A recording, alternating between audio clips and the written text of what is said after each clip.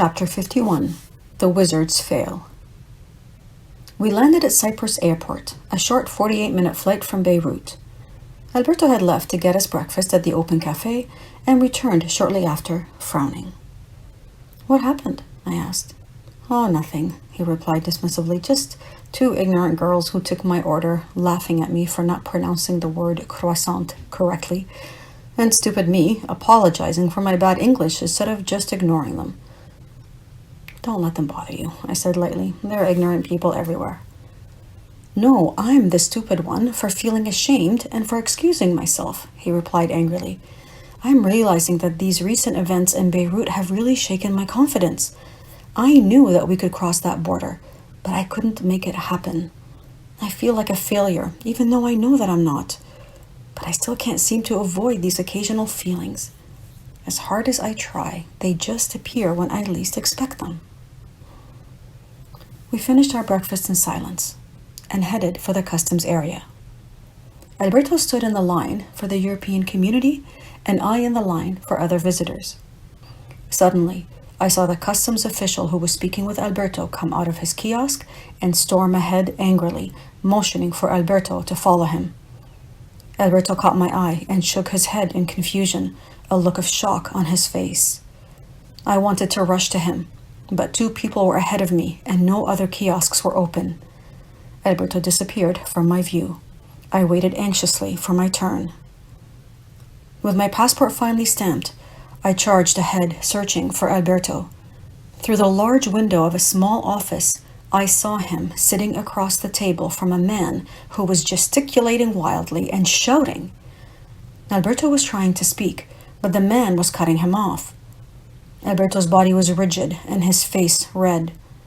This man was clearly trying to intimidate Alberto, and for some reason, it was working. I knocked on the glass window and stepped inside the room, not waiting for a response. "She can explain it to you," Alberto yelled, the rage choking his voice. "Who are you?" the official shouted in a thick accent. "I already told you, we are pilgrims walking for peace," Alberto shot angrily. "What do you mean, working for peace?" he mocked. "What kind of peace do you work for? What is your business here?" "We are walking for peace, not working for peace," I replied calmly. Alberto stuck out his palm in front of the man and walked the fingers of his other hand across it. "Then why do you have these Turkish stamps from Cyprus if you are walking?" he demanded, pointing to a page on Alberto's passport. "Do you not realize that the Turkish are occupying land that is rightfully Greek?" "We are pilgrims," I explained slowly, holding my hands up in front of me and motioning for him to calm down. My heart pounded nervously against my chest. "We started in Rome and are going to Jerusalem. Our visas in Turkey expired, and we were told to go to Cyprus to renew them." "That is what I was trying to explain to you," Alberto fumed, "but you didn't even give me a chance to explain. You didn't even want to listen. You don't have the right to speak to people in that way."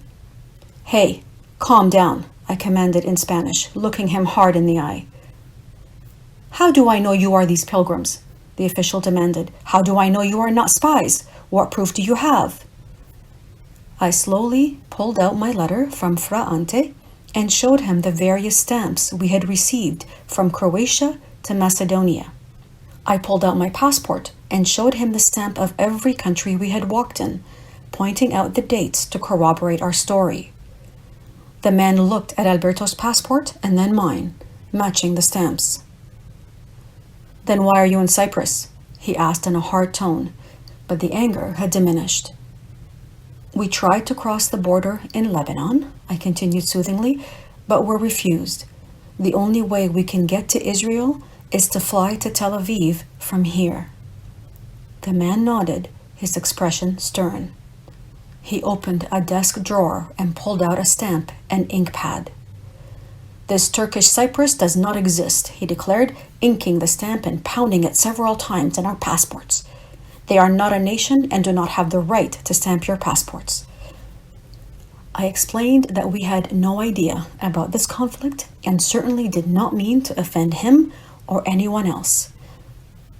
The man strode to the door and opened it for us. "Welcome to Cyprus," he said politely, handing us our passports. "Bye," Alberto spat out and stormed away. I thanked the man and ran after Alberto. "I cannot believe it," Alberto shouted. "This is exactly the kind of attitude that creates war and violence in this world. He didn't want to listen. He didn't want to understand. He only wanted to intimidate me, and he fucking did." I quietly kept pace until he stopped. He opened his passport and in the same angry tone stuck it out in front of my face. "Look at this," he said, pointing at the stamp. Across the Turkish Cypriot stamp was the word "cancelled" in bold red capital letters. I looked at my passport and saw that it was the same. "What right does he have to do this?" Alberto fumed. "I am in the European community, where I should feel the most welcome, and it is precisely here that I have received the most disrespectful treatment." He stormed ahead again, and I followed him until there was no more airport to stride through. He looked around like a caged animal. "We need to get our tickets to Tel Aviv," I said gently. Alberto stopped and looked at me, but I wasn't sure if he saw me. At one of the agencies, we booked the first flight we could find, but it didn't leave for another 15 hours. We returned to the cafe and sat at a corner table, far from prying eyes. There were no words to soothe Alberto, so I left him and walked around the airport, occasionally glimpsing security forces glancing at me, unsuccessfully trying to be discreet. I returned a long while later and found him writing in his diary. When he finally looked up, his eyes were filled with sadness. "I was trying to explain myself in my bad English to that angry man, but he wouldn't let me," Alberto whispered. "And when I could open my mouth, I couldn't find words to say. My mind went blank, and I could feel my hands tremble. I felt such a deep sense of injustice and impotence at not being able to express myself." His look was now tortured. All this happened just when I was trying to stand up again, to find my confidence. What did I do wrong? I didn't mistrust anybody this time. Why did this happen to me? I felt a terrible aching in my heart watching him suffer. "I don't know," I said. "I think the worst part was seeing my hands tremble," he said, gazing at his hands, and knowing that he saw it too. At that moment, Alberto the pilgrim, the wizard, all disappeared, as if they had never existed. All I saw was the unpleasant and painful image of a frightened little child. His watery eyes looked into mine. "How easy it is to forget," he finally said, resting his head on the table. The following hours until we finally boarded our flight seemed interminable.